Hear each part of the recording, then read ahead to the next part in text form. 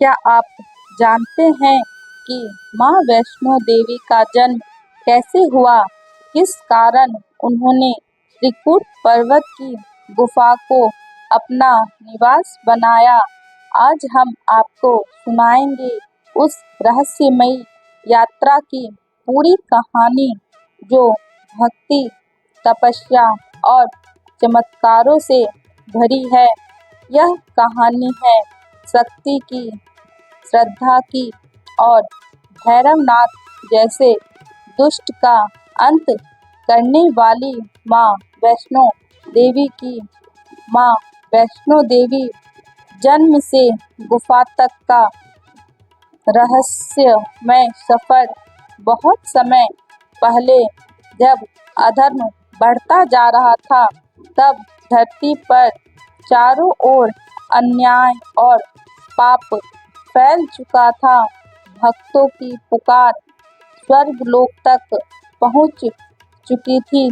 देवताओं ने महालक्ष्मी, महाकाली और महासरस्वती से विनती की कि वे धरती पर अवतरित होकर धर्म की रक्षा करें। तीनों देवियों की शक्तियों का संगम हुआ और एक दिव्य कन्या प्रकट हुई, वैष्णवी। यह कन्या बाल रूप में ही तपस्विनी थी। उसका लक्ष्य था धर्म की रक्षा करना और भक्तों का उद्धार करना। वैष्णवी का जन्म दक्षिण भारत के एक ब्राह्मण परिवार में हुआ था। जन्म से ही उसमें अलौकिक शक्तियाँ थी। वो नन्ही उम्र से ही ध्यान और साधना में लीन रहती थी। धीरे धीरे उसकी ख्याति फैलने लगी। लोग उसे देवी मानकर पूजने लगे, लेकिन वैष्णवी को यह प्रसिद्धि नहीं चाहिए थी।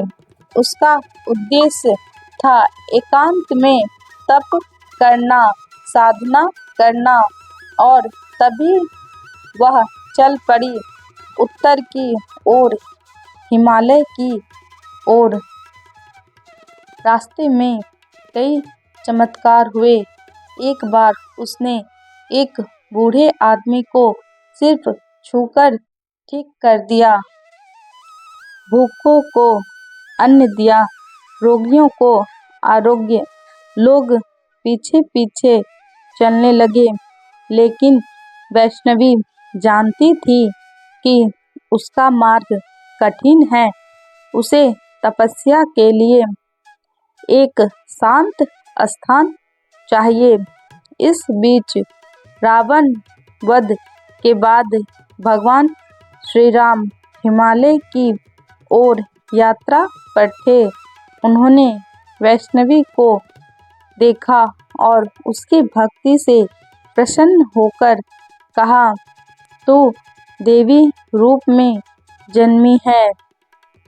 इस जन्म में तू तपस्या कर, पर अगले कलयुग में तू त्रिकूट पर्वत पर स्थापित होगी और वही तेरा वास होगा। वैष्णवी त्रिकूट पर्वत की ओर चल पड़ी। वहाँ उसने एक गुफा में निवास करना शुरू किया और साधना में लीन हो गई। भक्तों की सेवा करती, अन्न देती और धर्म का प्रचार करती। लेकिन तभी एक और अध्याय जुड़ता है भैरवनाथ का। भैरवनाथ एक तांत्रिक था। उसे वैष्णवी की शक्ति का एहसास हो गया और उसने उसे पाने की ठानी। वैष्णवी ने उसे कई बार समझाया, पर भैरव ने पीछा नहीं छोड़ा। अंत में वैष्णवी ने गुफा में प्रवेश किया और 9 महीनों तक वहीं तपस्या में लीन रही। जब भैरव ने जबरदस्ती गुफा में घुसने की कोशिश की तो देवी ने अपने रूप को तेजस्वी चंडी में बदल दिया और भैरव का सिर काट दिया। उसका सिर गुफा से कई किलोमीटर दूर गिरा, जहां आज भैरव घाटी स्थित है। भैरव ने मरते समय पश्चाताप किया और मां ने उसे वरदान दिया, जो भी भक्त मेरे दर्शन करने के बाद भैरव के दर्शन करेगा, उसकी यात्रा पूरी मानी जाएगी। और इस तरह मां वैष्णो देवी ने त्रिकुट पर्वत की उस गुफा को अपना अस्थायी निवास बना लिया। आज भी भक्त उसी गुफा में जाते हैं, 3 पिंडियों के दर्शन करते हैं, जो महालक्ष्मी, महासरस्वती और महाकाली का प्रतीक है। और आज भी जो सच्चे मन से माँ को पुकारता है, उसकी हर मुराद माँ की गुफा से पूरी होती है। जय माता दी। आज भी करोड़ों भक्त हर साल उस गुफा तक जाते हैं,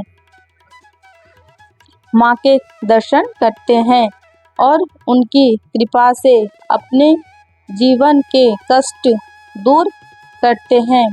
कहते हैं, माँ तब तक बुलाती नहीं जब तक उनका आशीर्वाद नहीं देना होता, और जब बुलावा आता है तो पहाड़ भी झुक जाते हैं और रास्ते खुद ब खुद बन जाते हैं।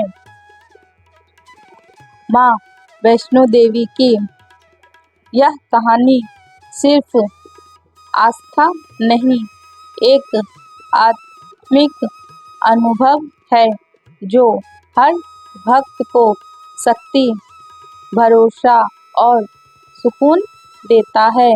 अगर आपको ये कहानी पसंद आई हो तो इस वीडियो को लाइक ज़रूर करें और ऐसी ही रोज़ नई कहानियों के लिए चैनल रोज़ नई स्टोरी को सब्सक्राइब करें। कमेंट में जय माता दी ज़रूर लिखें ताकि माँ की कृपा आप पर भी बनी रहे।